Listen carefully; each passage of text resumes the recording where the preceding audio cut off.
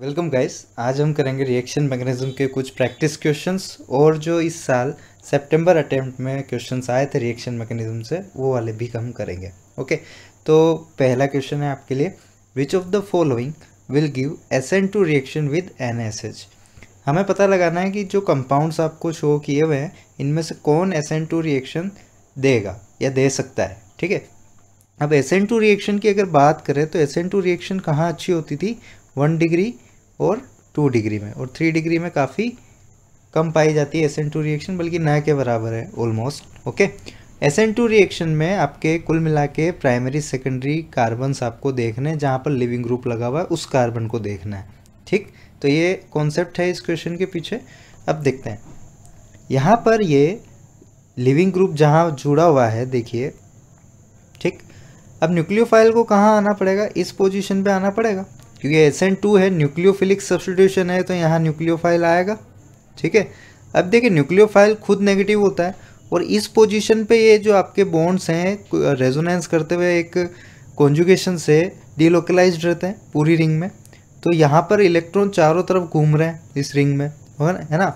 तो यहाँ पर इलेक्ट्रॉन काफ़ी ज़्यादा है इस जगह पे, इनके रेजोनेंस की वजह से इलेक्ट्रॉन डेंसिटी काफ़ी ज़्यादा है इस पोजीशन पे, और ये भी आपका नेगेटिवली चार्ज है, इधर भी नेगेटिवली चार्ज पार्टिकल्स घूम रहे हैं, तो इसको रिपल्शन मिलता है, यहाँ अटैक नहीं कर पाता ये। ठीक है, भले ही ये आपके 2 डिग्री दिख रहा है आपको, लेकिन यहाँ पर कॉन्जुगेशन की वजह से यहाँ पर ये अटैक नहीं कर पाएगा, क्योंकि बहुत ज़्यादा इलेक्ट्रॉन डेंसिटी है।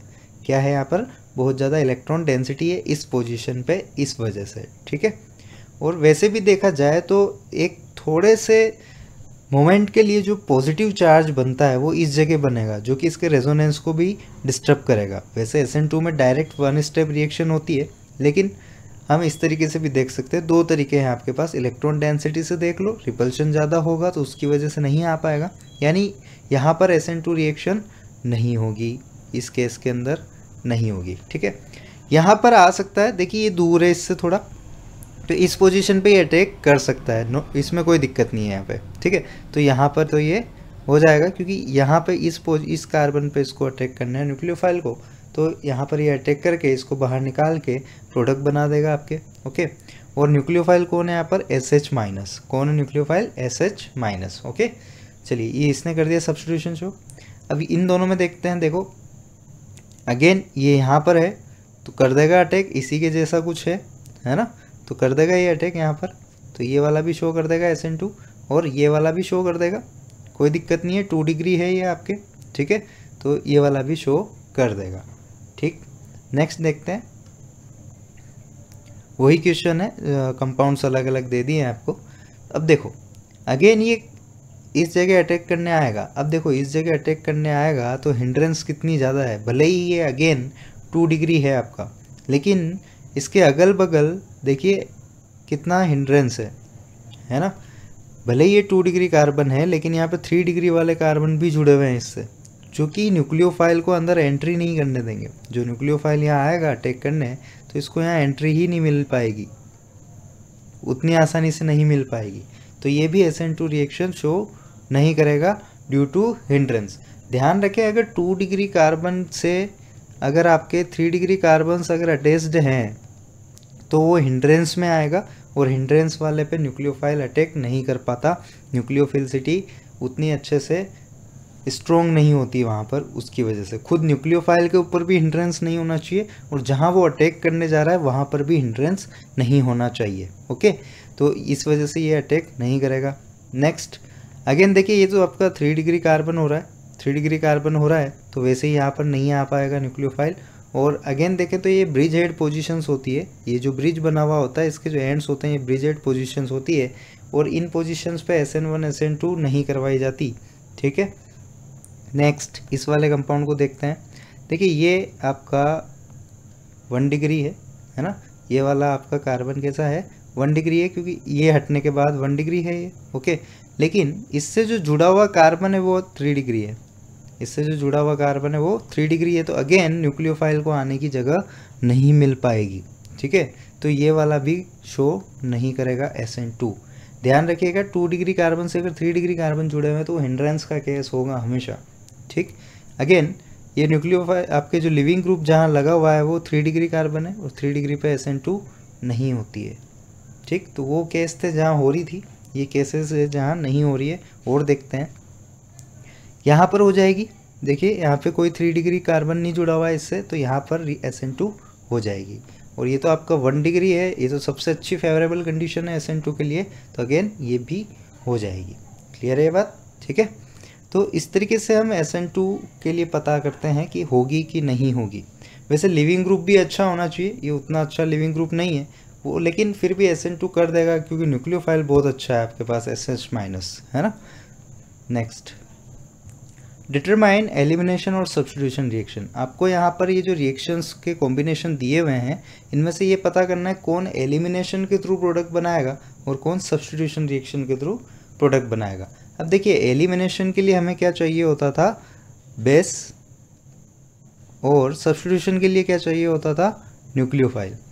यहाँ पर टेम्परेचर काफ़ी अच्छा खासा हाई रहता है जबकि यहाँ पर टेम्परेचर ऑलमोस्ट लो रहता है। ठीक है, तो अब देखते हैं एक एक करके। देखिए यहाँ पर ये जो कंपाउंड दिया है और इसको जो दिया है, देखिए टर्शियरी ब्यूटोक्साइड आपका बेस है। टर्शियरी ब्यूटोक्साइड क्या है, बेस है। मोटू बेस जो बताया था आपको E2 के अंदर, मोटू बेस जब आते हैं तो होफमैन एल्कीन बनाते हैं। ठीक है, तो ये मोटू बेस है, तो ये क्या करेगा, आपके एलिमिनेशन करेगा। ठीक है, नेक्स्ट Na-N3 माइनस, यहाँ पर Na-N3 से Na+ निकाल लो तो क्या बचेगा, N3 माइनस बचेगा। N3 माइनस का स्ट्रक्चर कैसा होता है, देखिए इस तरीके से होता है। ये N3 हो गए, ओके, यहाँ पर एक प्लस, इधर माइनस, और यहाँ पर क्या आएगा, माइनस। ठीक है, इस तरीके से इसका स्ट्रक्चर आता है N3 माइनस का। ये भी एज ए न्यूक्लियोफाइल वर्क करता है, और जहाँ न्यूक्लियोफाइल है वहाँ पर क्या होते हैं, सब्स्टिट्यूशन रिएक्शन होती है। तो ये वाली रिएक्शन होगी हमारी सब्स्टिट्यूशन रिएक्शन। क्लियर। नेक्स्ट देखिए H2O आया है। H2O आपका क्या है, एक तरह से पोलर है ना, पोलर सोलवेंट है, और SN1 रिएक्शन शो करेगा, पोलर सोलवेंट है तो। ठीक है, तो यहाँ पर क्या होगी, अगेन सब्स्टिट्यूशन रिएक्शन होगी। ठीक, देखिए H2SO4 के साथ इस जगह पे आया है टेम्परेचर हाई, जो कि आपका वीक बेस होता है। वीक बेस और टेम्परेचर जहाँ होते हैं वहाँ कौन सी रिएक्शन होती है, इवन रिएक्शन होती है। देखिए रिएक्शन मैकेनिज्म में जो कैरेक्टरिस्टिक्स बताए गए हैं वो ध्यान रहने बहुत ज़रूरी है, तभी आप रिएक्शन इस तरीके से पहचान पाओगे। ओके, यहाँ पर ये स्ट्रॉन्ग एसिड है, स्ट्रॉन्ग एसिड वीक बेस होते हैं, वीक बेस और साथ में टेम्परेचर यानी एलिमिनेशन, और एलिमिनेशन में भी कौन सा है, E1। ठीक है, लेकिन हमें यहाँ सिर्फ एलिमिनेशन और सब्स्टिट्यूशन बताना है इसलिए मैं सिर्फ E लिख रहा हूँ। ओके, चलिए इसमें बताएं। देखिए यहाँ पे क्या आया, एल्कोहलिक KOH, एल्कोहलिक मीडियम और KOH, तो ये इसको बेस की तरफ वर्क करवाएगा। ये अगर एक्वस KOH होता, ये अगर क्या होता, एक्वस KOH होता, जो कि चलिए ऐड कर देते हैं यहाँ पर। अगर ये एक्वस KOH होता तो एक्वस यानी पोलर सोलवेंट आ गया आपका, तो पोलर सोलवेंट तो आपके SN1 रिएक्शन करवा देते हैं, सब्स्टिट्यूशन करवा देते हैं। ठीक है, और यहाँ पर एल्कोहलिक KOH आया है। एल्कोहलिक KOH यानी बेसिसिटी बढ़ गई है इसकी, और बेस जहाँ होता है वहाँ क्या होता है, एलिमिनेशन होता है। ठीक है, बेस जहाँ है वहाँ एलिमिनेशन, न्यूक्लियोफाइल जहाँ है वहाँ सब्स्टिट्यूशन। बहुत सीधी सी बात है। ठीक, again ETO minus as a base work करेगा विद टेम्परेचर, तो यहाँ पे क्या होगी, एलिमिनेशन रिएक्शन होगी। ओके, यहाँ भी टेम्परेचर हाई है। देखिए सीधी सी बात है, टेप्स वगैरह को याद रखें। अलग अलग चीज़ें देखो मैं बता देता हूँ आपको। एक तो होता है टेप्स, एक होता है हेल्स। ओके, देखिए टेम्परेचर या फिर आपका जो टर्शरी है, यहाँ पर टर्शरी है अगर, तो टर्शरी किसको करता है, ज़्यादातर एलिमिनेशन को प्रीफर करता है। और अगर प्राइमरी है तो वो किसको प्रीफर करता है, सब्स्टिट्यूशन को प्रीफर करता है। ओके, सिमिलरली अगर आपके हाई टेम्परेचर है और हाई कॉन्सेंट्रेशन है तो वो एलिमिनेशन को प्रीफर करेगा, और लो टेम्परेचर और लो कॉन्सेंट्रेशन है तो वो सब्स्टिट्यूशन को प्रीफर करेगा। तो टेप्स और हेल्थ से ध्यान रखें, क्योंकि कई बार ऐसे मैच द फॉलोइंग में भी क्वेश्चन आते हैं, कई बार सब्जेक्टिव में भी आते हैं। यही सारे कंपाउंड्स एक साथ देके आपको इंटीजर में बना के भी पूछ सकते हैं कि कितने कंपाउंड्स इनमें से सब्स्टिट्यूशन देंगे, कितने एलिमिनेशन देंगे, इस टाइप से भी पूछा जा सकता है। ओके, तो अलग अलग तरीके से कैसे क्वेश्चन फ्रेम किए जा सकते हैं, हमें कॉन्सेप्ट्स ध्यान रखने हैं कि किस में क्या होता है। क्लियर। नेक्स्ट देखते हैं, how many distinct monochloro product is obtained when 2233 टेट्रामिथाइल butane is heated with Cl2। देखिए Cl2 के साथ हीट आई है ना, Cl2 के साथ हीट दी है, यानी ये आपके फ्री रेडिकल सब्स्टिट्यूशन करेगा, ठीक है। जो Hμ या सनलाइट हम लेते थे वो वाली reaction, free radical substitution reaction, 3 step वाली मैकेनिज्म जिसकी हुआ करती थी, है ना, जहाँ होमोलिटिक क्लीवेज होके फ्री रेडिकल्स बनते थे, Cl सेम इलेक्ट्रॉन नेगेटिविटी, याद आ रहा होगा कुछ, ठीक है। तो देखें हमें सबस्ट्रेट क्या दिए, ब्यूटेन के ऊपर टेट्रामिथाइल लगे हुए 2233 पे, तो ब्यूटेन बना लेते हैं पहले, ये 1 2 3 एंड 4, ये हो गया ब्यूटेन, और 2 2 एंड 3 3, ये आपके हो गया कंपाउंड, ओके। अब देखिए इस पे मोनोक्लोरो प्रोडक्ट बनाना है, मतलब एक ही बार क्लोरीनेशन करवाना है, तो यहाँ पर कितने टाइप के आपके कार्बन हैं, देखें ज़रा इस पे, है ना, कितने टाइप के कार्बन है उतने ही पे ये मोनोक्लोरो प्रोडक्ट बन जाएंगे, उतने ही आपके, ठीक है। तो देखते हैं यहाँ पर, देखो कितने टाइप के कार्बन है, एक, ये सारे प्राइमरी है, ये सारे प्राइमरी कार्बन है, तो सिमिलर टाइप हुआ इनका, सारे प्राइमरी है तो सिमिलर टाइप हो गया, ठीक। जिनके पास H हो, है ना, ऐसे कार्बन्स देखने, देखिए इन दोनों कार्बन के पास H नहीं है क्योंकि इनके चारों बॉन्ड बने हुए हैं, ठीक है। इन दोनों कार्बन के पास H नहीं, तो इन दोनों को नहीं देखेंगे। बाकी ये जो 6 कार्बन लगे हुए हैं, 3 इस पे और 3 इन पे, ये सिमिलर टाइप के कार्बन है। ये कैसे कार्बन हैं, सिमिलर टाइप के, क्योंकि सारे के सारे प्राइमरी है देखिए, और सारे के सारे इनसे जुड़े हुए हैं 4 डिग्री वालों से, ठीक है। तो सेम टाइप हो गए ये 6 के 6 कार्बन, और सेम टाइप है तो चाहे आप यहाँ पर क्लोरीनेशन करवा दो, चाहे यहाँ पे करवा दो या यहाँ पे करवा दो, वो एक ही जैसा प्रोडक्ट बनेगा हमेशा। तो यहाँ पर कितने प्रोडक्ट बनेंगे, ओनली 1 प्रोडक्ट, क्योंकि टाइप ऑफ कार्बन ही यहाँ 1 है जिनके पास H है। वैसे तो 2 टाइप ऑफ कार्बन है, एक तो ये 6 और दूसरे ये वाले, लेकिन इनके पास H नहीं है तो वो सब्स्टिट्यूट किसे करेगा, है ना। तो हमें सिर्फ H वाले कार्बन देखने थे जो कि सिमिलर टाइप के हैं, और सिमिलर टाइप के कार्बन पे कहीं पे भी सब्स्टिट्यूशन करा दो सिमिलर टाइप का प्रोडक्ट बनेगा, यानी एक ही प्रोडक्ट बन पाएगा हमारे पास, ठीक है। तो इस टाइप के क्वेश्चन, अलग अलग मैकेनिज्म के हमने सब्स्टिट्यूशन देखा, SN1 SN2 E1 E2 के क्वेश्चन देखे, ये आपका फ्री रेडिकल सब्स्टिट्यूशन पे आ गया। नेक्स्ट क्वेश्चन पे चलते हैं, ये आपके इस साल सितंबर वाले अटेम्प्ट में आया था क्वेश्चन। देखिए मैकेनिज्म बेस्ड क्वेश्चन है, अगेन जो डायरेक्ट पे जाते हैं मैकेनिज्म स्किप करते हैं उनके लिए फिर दिक्कत हो जाती है, इसलिए मैकेनिज्म्स पे ध्यान दें।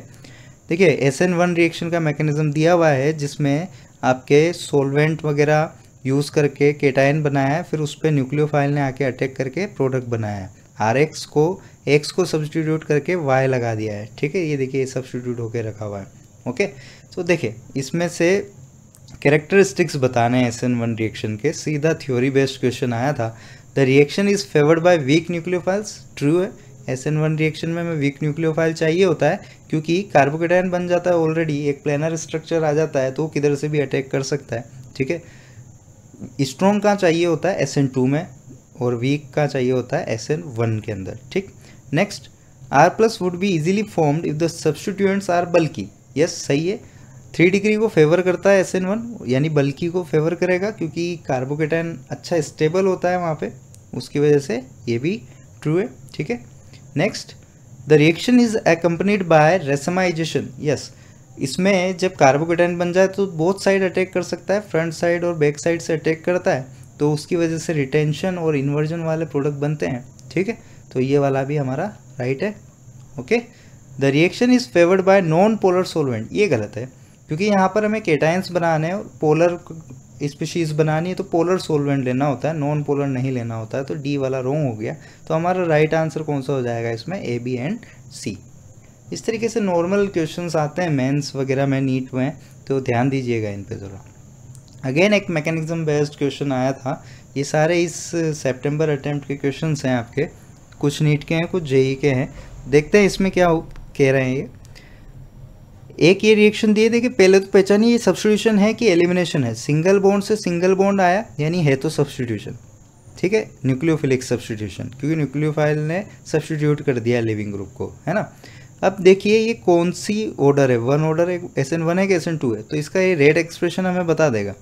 देखिए यहाँ पे सिर्फ सबस्ट्रेट की कॉन्सेंट्रेशन पे डिपेंड कर रहा है, न्यूक्लियोफाइल की कॉन्सेंट्रेशन पे डिपेंड नहीं कर रहा है, और इनकी पावर्स का सम करेंगे तो ये 1 है, तो SN 1 रिएक्शन हो गई है। ठीक, उसके अलावा भी देख सकते थे, यहाँ पोलर सोलवेंट यूज़ हुआ है। पोलर सोलवेंट कहाँ यूज़ होता है? SN1 में यूज़ होता है। ओके, इस वाली रिएक्शन को देखिए, यहाँ पर सिंगल बॉन्ड है सारे और यहाँ पे डबल बॉन्ड आया, यानी ये एलिमिनेशन हो गया। अब एलिमिनेशन में E1 है कि E2, वो रेट एक्सप्रेशन बता देगा हमें। देखिए इस पर भी डिपेंड कर रहा है और इस पर भी डिपेंड कर रहा है, और इनकी पावर्स का हम सम कर दें तो वो हमें ऑर्डर बता देगा कि वो E2 है।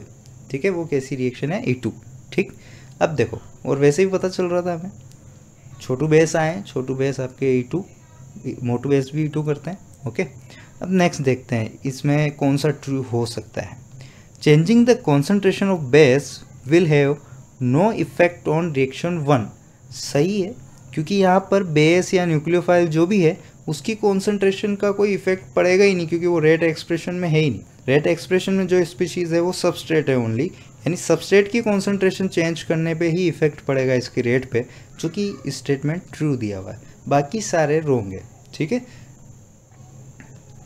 नेक्स्ट मेजर प्रोडक्ट पूछा है आपसे, और क्या दिया है? टर्शरी ब्यूटोक्साइड, है ना। इस H+ को अलग कर ले अगर हम, तो ये क्या है? आपके टर्शरी ब्यूटोक्साइड है। इस तरीके से H+ अगर निकाल ले तो ये बचेगा हमारे पास। देखिए एज ए बेस वर्क करेगा और हीटिंग भी दी है, तो यानी एलिमिनेशन करवाना है हमको। और मोटू बेस आया है तो E2 रिएक्शन करेगा, और मोटू बेस के साथ हमारी एल्किन कैसे बनती थी? होफमैन बनती थी कि सेटजेफ? होफमैन, है ना, होफमैन एल्किन, यानी लेस सब्स्टिट्यूटेड, सीधी सी बात है। सेटजेफ वाली मोर सब्स्टिट्यूटेड एल्किन होती है। अब देखो होगा क्या इसके अंदर? E2 रिएक्शन है, यानी एक साथ निकलेंगे, कोई कार्बोकेटायन वगैरह कुछ नहीं बनना है ना, कार्बोकेटायन वगैरह कुछ भी नहीं बनेगा इसके अंदर। तो देखते हैं क्या होगा। ये आपका लिविंग ग्रुप लगा हुआ, एक तो ये निकलेगा इस पोजीशन से, और इसकी एडजेसेंट पोजीशन से H+ निकलेंगे। अब वो या तो इस वाली पोजीशन से निकले या फिर इस पोजीशन से निकले। ठीक, लेकिन हमें क्या बनाना है? माइनर प्रोडक्ट बनाना है, तो हम मोर सब्स्टिट्यूटेड जगह से H+ नहीं निकालेंगे, हम लेस सब्स्टिट्यूटेड जगह से आपके H+ को निकालेंगे। तो ये दोनों यहाँ से निकल जाएंगे, तो बॉन्ड कहाँ बनेगा? इस जगह पे। तो ऐसा कहाँ पर दिख रहा है आपको प्रोडक्ट? देखिए जहाँ पर साइड में डबल बॉन्ड बन रहा हो, थर्ड वाला। ठीक है, माइनर बनाना है आपको इसके अंदर, होफमैन एल्कीन बनानी है प्रोडक्ट में, क्योंकि मोटू बेस यूज़ हुआ है। ओके, जो लाइन्स आपको लिखाई जाती है ना, उसी पे क्वेश्चंस आते हैं सीधे नीट और मेंस में। तो next question again major product पूछा है, और आपको क्या दिया है? Weak base. ठीक है, वीक बेस दिया है, ये स्ट्रॉन्ग एसिड होता है तो वीक बेस हो गया। वीक बेस क्या करता है? देखिए E1 रिएक्शन शो करेगा। E1 में क्या होता था? केटाइन बनता था, इस OH को यहाँ से H+ जब मिलता था तो वो H2+ बन के निकल जाया करता था, तो इस जगह केटाइन आ जाएगा हमारा। और केटाइन इस जगह आया है तो अब H+ या तो यहाँ से निकले या फिर इस पोजीशन से निकले। इस पोजीशन से निकालेंगे H+, तो मेजर प्रोडक्ट बनेगा हमारे पास, क्योंकि डबल बॉन्ड आएगा इन दोनों के बीच में, इस पोजीशन और इस पोजीशन के बीच में डबल बॉन्ड यहाँ आएगा, जो कि फिर कॉन्जुगेशन में आ जाएगा। समझ में आई ये बात? और अगर इधर से निकालेंगे तो वो कॉन्जुगेशन नहीं रहेगा। तो हमें पूछा है मेजर प्रोडक्ट, और मेजर एल्कीन कौन होगी? जहाँ कॉन्जुगेशन है, जहाँ स्टेबिलिटी ज़्यादा है। ठीक है, तो स्टेबिलिटी ज़्यादा वाला कौन सा दिख रहा है? ये देखिए पाई सिग्मा पाई। क्लियर बात? तो सिंपल से क्वेश्चंस आते हैं, बस हमें कैरेक्टरिस्टिक्स वगैरह पता होना चाहिए। अगेन देखिए मेजर प्रोडक्ट पूछा है आपसे, और H3O+ के साथ हीटिंग दी है। ठीक, अगेन एक वीक बेस और उसके साथ टेम्परेचर हाई, है ना, उसके साथ टेम्परेचर हाई दिया है। ओके, अब देखते हैं क्या होगा इसके अंदर। यहाँ पर डबल बॉन्ड्स हैं आपके, यहाँ पर क्या है? डबल बॉन्ड है। ठीक है, तो सबसे पहले क्या होगा? ये पोलर, एक तरह से पोलर आया है कंपाउंड रिएजेंट, तो प्लस माइनस शिफ्ट होंगे, यहाँ पर भी इंड्यूस होंगे पोलरिटी। तो प्लस यहाँ पर ज़्यादा स्टेबल होगा, क्योंकि दोनों साइड से प्लस आई के गिरा हुआ होगा इसलिए। ठीक, तो हम देखिए यहाँ पर कंपाउंड बना देते हैं एक इस तरीके से, तो यहाँ पर प्लस आएगा और यहाँ पर आपके H आके लग जाएगा इस पर। अब देखिए रिंग के जस्ट बाहर केटाइन बनाया है, यानी एक्सपेंशन होगा, एक्सपेंशन होगा रिंग का, तो बॉन्ड कहाँ बनेगा? इन दोनों के बीच में 6 मेंबर रिंग बन जाएगी, ये बॉन्ड टूट जाएगा हमारा, है ना। सिंपल से आया, ऐसे हमने एग्जांपल्स किए हैं क्लास के टाइम पे। तो देखिए 6 मेंबर रिंग बना देते हैं, ये बन गई 6 मेंबर रिंग। ओके, अब देखो 6 मेंबर रिंग बन गई, और अगर पता नहीं चलता है तो 1 2 3 4 डाल दें इस तरीके से। ठीक, ये डल गया। अब देखो 6 मेंबर रिंग हो गई है और 2 से आपका बॉन्ड जुड़ गया है एक तरह से देखा जाए तो 2 3 4 5 6 7। ठीक है, 2 के साथ एक मिथाइल जुड़ा हुआ है 1 नंबर जिसको दिया है हमने, और 3 के साथ भी एक मिथाइल जुड़ा हुआ है, ये रहा। ठीक, तो चलिए ये बन गया। केटायन कहाँ है, 2 पे आया है तो 2 पे केटायन लगा देते हैं, और केटायन के जस्ट पास वाले कार्बन से H+ निकलता है तो ये या तो यहाँ से निकलेगा या फिर यहाँ से निकलेगा। तो हमें बनाना है मेजर प्रोडक्ट, तो मेजर प्रोडक्ट कहाँ बनेगा, जहाँ मोर सब्स्टिट्यूटेड हो। ये मोर सब्स्टिट्यूटेड है तो इससे H+ जब निकल जाएगा तो बॉन्ड इन प्लस माइनस के बीच में बन जाएगा, यानी 2 मिथाइल के बीच में बॉन्ड आएगा। ऐसा ऑप्शन कौन सा है, देखिए ये वाला है, सिंपल सा है। देखो ये यहाँ पर एडिशन हुआ है इसका H का तो केटायन बना। ठीक है, उसके बाद रिंग एक्सपेंशन हुआ, 6 मेंबर रिंग बनी, और देन हमने H+ निकाल के फाइनल एलिमिनेशन करवा डाला। ठीक है, next question, the increasing order of the following compounds towards HCN addition. देखिए HCN यानी CN- निकलेगा, यानी न्यूक्लियोफिलिक एडिशन करवाना है हमें। न्यूक्लियोफिलिक एडिशन कहाँ होता है, जहाँ आपके एल्कीन्स वगैरह होती है या डबल बॉन्ड होते हैं वहाँ होता है। ठीक है, उसके अलावा भी अगर देखें हम तो न्यूक्लियोफाइल कहाँ जाता है, देखिए न्यूक्लियोफाइल कहाँ जाता है, जहाँ पर इलेक्ट्रॉन की डेफिशिएंसी होती है। इलेक्ट्रॉन की डेफिशिएंसी जितनी ज़्यादा होगी न्यूक्लियोफाइल उतना फटाफट वहाँ अट्रैक्ट होगा, है ना। तो डेफिशिएंसी कौन क्रिएट करते हैं, कौन से ग्रुप डेफिशिएंसी क्रिएट करते हैं, जो आपके -M -I ग्रुप्स होते हैं। जितना अच्छा -I -M ग्रुप लगा हुआ होगा वो उस साइड से आपके इलेक्ट्रॉन्स विड्रॉ करेगा और डेफिशिएंसी क्रिएट करेगा। तो हमें यहाँ पे यही देखना था कि -I -M ग्रुप कहाँ अच्छे लगे हुए हैं, है ना। तो देखते हैं, CHO तो सब में कॉमन है, तो दूसरे ग्रुप को देखते हैं। देखिए ये मेटा पोजीशन पे लगा हुआ है OCH3, यानी यहाँ पर M इफेक्ट तो लगेगा नहीं, मेटा पोजीशन पे M इफेक्ट लगता नहीं है हमारा। तो जब I इफेक्ट लगाना होता है तो OCH3 कैसा लगाता है, -I इफेक्ट लगाएगा। ठीक है, अब इस वाले में देखते हैं, ये ऑर्थो पोजीशन है और ऑर्थो पोजीशन पे OCH3 क्या लगाता है आपका, -M लगाता है। क्या लगाता है, -M लगाएगा। ठीक है, अब देखिए -M लगाएगा कि +M लगाएगा, सीधी सी बात है। देखिए हम +M -M कैसे देखते थे, ध्यान से देखिएगा। जब इस तरीके के आपके कंपाउंड्स होते हैं उसमें अगर ये इलेक्ट्रॉन नेगेटिव ज़्यादा है तो -M लगाता है, ठीक है, या +M लगाता है, ये +M लगाता है। और जब ये वाला इलेक्ट्रॉन नेगेटिव ज़्यादा होता है तब -M इफेक्ट लगता है। तो इधर देखिए आप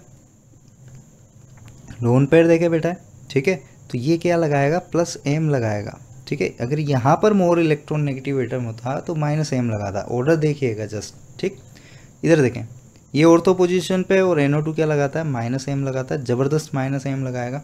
और यहाँ पर मेटा पोजीशन पे है तो -I लगाएगा और काफ़ी अच्छा -I लगाता है OCH3 के कंपेयर में। ठीक, तो देखिए ऑर्डर कहाँ अच्छा होगा, जहाँ -M सबसे अच्छा है। -M कहाँ है, देखिए सेकंड में सबसे अच्छा है। ठीक है, उसके बाद देखें इंडक्टिव इफेक्ट कहाँ सबसे अच्छा है, तो 4th में, फिर 1st में, फिर 3rd में। तो ये कहाँ दिख रहा है हमें, है कहीं पे, देखिए 3142 3142 हो गया। ठीक है, इस तरीके से करते हैं questions. Clear, next, rate of SN1 will not be negligible in, मतलब SN1 होगा। इस क्वेश्चन का क्या मतलब है, will not be negligible in का क्या है कि नेग्लिजिबल ना, जहाँ ना हो, मतलब SN1 रिएक्शन जहाँ हो जाए वो वाला कंपाउंड कौन सा है। ठीक, तो देखते हैं एक एक करके। SN1 में क्या होता है, लिविंग ग्रुप निकल के केटायन बनाता है, तो लिविंग ग्रुप को निकाल देते हैं और केटायन बनाते हैं। इस पोजीशन पे बनेगा, देखिए डबल बॉन्ड के वहाँ केटायन आ गया, अनर्थ हो गया। ठीक है, यहाँ पे ब्रिज 8 पे केटायन आएगा, ये भी अनर्थ है। यहाँ पे भी ब्रिज 8 पे केटायन आएगा, ये भी अनर्थ है। यहाँ पर केटायन आएगा तो देखिए पाई सिग्मा केटायन कॉन्जुगेशन बनेगा, देखिए है ना, पाई सिग्मा केटायन यहाँ पे कॉन्जुगेशन बना है। ये स्टेबल इंटरमीडिएट है तो ये रिएक्शन SN1 शो कर सकती है, बाकी में SN1 शो नहीं हो रहा है। साथ ही साथ यहाँ पे एक कॉन्सेप्ट की ट्रिक बता देता हूँ आपको, ABVP याद रखिएगा, अखिल भारतीय विद्यार्थी परिषद। ठीक है, एलाइलिक और benzylic position, A for allylic, B for benzylic. Allylic position कौन सी होती है, ये वाली, ठीक है, इस जगह जब केटायन बने। और बेंजाइलिक पोजीशन कैसी होती है, जब बेंजीन रिंग के जस्ट बाहर एक कार्बन पे केटायन बने। तो ये अच्छी स्टेबल इंटरमीडिएट्स हैं कॉन्जुगेशन की वजह से, तो यहाँ पर तो रिएक्शन हो जाएगी। और विनाइलिक और फिनाइलिक पोजीशन पे नहीं हो पाती। विनाइलिक पोजीशन कैसी होती है, जस्ट डबल बॉन्ड के यहीं पे केटायन आ जाए, ठीक। या फिर फिनाइलिक पोजीशन कैसी होती है, जस्ट आपके रिंग के ऊपर ही केटायन आ जाए।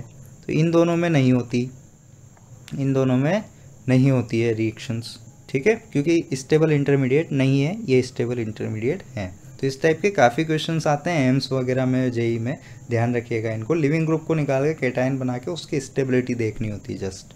तो पता चल रहा है धीरे धीरे क्वेश्चंस कैसे किए जाते हैं, ठीक है। धीरे धीरे और भी आने लगेंगे। देखिए एक और क्वेश्चन आया था, ये एम्स में आया था आपके, AgNO3 के साथ रिएक्शन करवानी और SN1 आते हैं, हमें लिविंग ग्रुप को निकाल के केटायन लगा देना। देखिए ये जब निकल जाएगा तो केटायन इस पोजीशन पे आएगा, इधर इसमें यहाँ आएगा और इसमें यहाँ आएगा। अब देखो यहाँ पर रेजोनेंस हो रहा है, पाई सिग्मा केटायन रेजोनेंस हो रहा है। और यहाँ पर कितने पाई इलेक्ट्रॉन्स है, 2 पाई इलेक्ट्रॉन्स हैं, ठीक है, 2 पाई इलेक्ट्रॉन्स है इसके पास। इधर कोई पाई इलेक्ट्रॉन्स नहीं है और यहाँ पर 4 पाई इलेक्ट्रॉन्स है। कहाँ से आए 4 पाई इलेक्ट्रॉन्स, 2 यहाँ से और 2 यहाँ से आए। तो देखिए 4n+2 पाई वाले रूल को जो फॉलो करता है वो एरोमेटिक होता है। तो 4n+2 में आप n को जब 0 रख देंगे तो 2 पाई इलेक्ट्रॉन्स आएंगे जो कि एरोमेटिक होगा। तो ये आपका हो गया एरोमेटिक। और जो 4n पाई रूल को फॉलो करता है वो होता है एंटी एरोमेटिक, ठीक है, एंटी एरोमेटिक होते हैं वो। और जो आपके sp3 हाइब्रिडाइज हो जाए, मतलब sp2 के अलावा कोई भी हाइब्रिडाइजेशन आ जाए कभी भी, ठीक है, तो वो कौन से हो जाते हैं, नॉन एरोमेटिक हो जाते हैं आपके, ठीक। तो स्टेबिलिटी कैसी होती है, स्टेबिलिटी इसी ऑर्डर में आती है इनकी। एरोमेटिक सबसे ज़्यादा स्टेबल होते हैं, फिर नॉन एरोमेटिक और एंटी एरोमेटिक हाईली अनस्टेबल होते हैं। तो देखिए ऐसा ऑप्शन कहाँ है, 1 2 3 जहाँ आ रहा हूँ यहाँ पर है, ठीक है। तो वही बात है, आपको लिविंग ग्रुप निकाल के केटायन लगाना है और फिर स्टेबिलिटी देखनी है उसकी, ठीक है। नेक्स्ट क्वेश्चन देखते हैं। The rate of solvolysis of tertiary butyl bromide will be maximum in which of the following solvents. Solvent के ऊपर क्वेश्चन आया देखिए। और सोल्वोलाइसिस किसे कहते हैं, हम SN1 रिएक्शन को कहते हैं। सोल्वोलाइसिस हम किसे कहते हैं, SN1 रिएक्शन को कहते हैं, ठीक है। और देखिए वैसे भी टर्शरी ब्यूटाइल ब्रोमाइड दिया है, यानी 3 डिग्री भी दिया है आपको सबस्ट्रेट, टर्शरी है यानी 3 डिग्री सबस्ट्रेट दिया है, SN1 को फेवर कर रहा है। तो SN1 के लिए हमें सोलवेंट कैसा चाहिए होता है, PPS, पोलर प्रोटिक सोलवेंट, यानी जो हाइड्रोजन बॉन्डिंग बना सके। तो ऐसा इनमें से कौन दिख रहा है, H2O, इसमें हाइड्रोजन बॉन्डिंग होती है, ठीक है। तो ये वाला आपका आंसर हो जाएगा। तो इस तरीके से बस नॉर्मल कैरेक्टरिस्टिक्स अगर आपको पता है तो आप कोई भी रिएक्शन बेस्ड क्वेश्चन कर सकते हैं। बस अच्छे से कैरेक्टरिस्टिक्स पढ़िए, जो रीअरेंजमेंट एक्सपेंशंस वगैरह बताए हैं उनकी प्रैक्टिस करिए DPPs वगैरह में, या जो करवाए गए हैं उन्हीं को बार बार करिए, ठीक। मिले जुले क्वेश्चंस आते हैं जो क्लास नोट्स में होते हैं, देखा ही है अभी आपको जो प्रीवियस ईयर के क्वेश्चन करवाए हैं, इसी साल 8-10 क्वेश्चन आए हैं रिएक्शन मैकेनिज्म से, उनमें से कुछ मैंने आपको अभी लेक्चर में करवाए। तो काफ़ी आसान होता है अगर आपको बारीकियाँ पता है, सारी पॉइंट्स पता है, ठीक है, कैसे सोलवेंट होते हैं, क्या उसके लिए फेवरेबल कंडीशंस जो बताई जाती है आपको मैकेनिज्म्स के दौरान, वो सारी चीज़ें ध्यान रखनी है। तो धीरे धीरे आसान लगने लगेगी। अभी जस्ट शुरुआत है आपके रिएक्शंस की, हम जैसे जैसे आगे बढ़ेंगे और थोड़ी प्रैक्टिस करेंगे तो ये चीज़ें और आसान होने लग जाएगी धीरे धीरे, ठीक है। Thank you.